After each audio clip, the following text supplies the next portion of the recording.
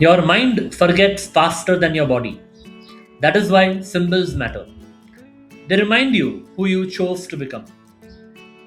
Hello and welcome to day 93 of your 100-day journey to enter 2026 as a new you. Over the last few days, you have done powerful inner work. You have clarified your identity. You have designed your vision and direction. You have defined your commitments. Today, we make it tangible. Because identity is not only a thought, it is a felt experience. And anchors help you return to that experience instantly. So today's practice is install future anchors. Choose one anchor that represents your 2026 identity. And here are some examples. An anchor could be an object that you wear or carry. It could be a word or a phrase. It could be a physical gesture, a symbol, a image, a piece of jewelry, a notebook or a pen, a reminder on your phone, a posture or breath pattern.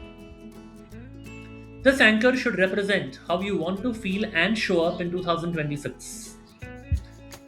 And once you have chosen your anchor, then do this. Hold or look at the anchor. Recall your future identity. Feel the emotion associated with it.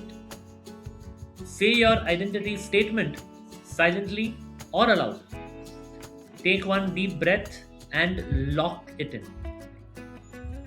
Repeat this once a day for the next few days because repetition strengthens association.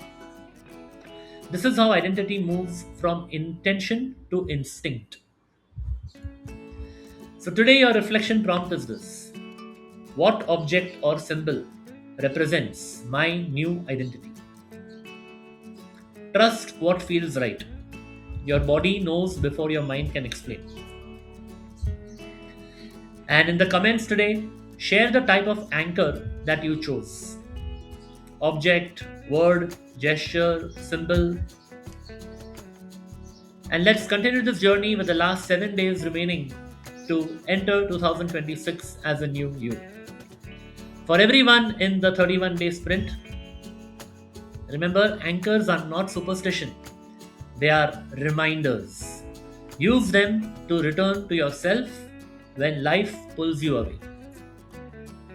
So I'll see you tomorrow for day 94. And until then, take care of yourself and keep the curiosity alive.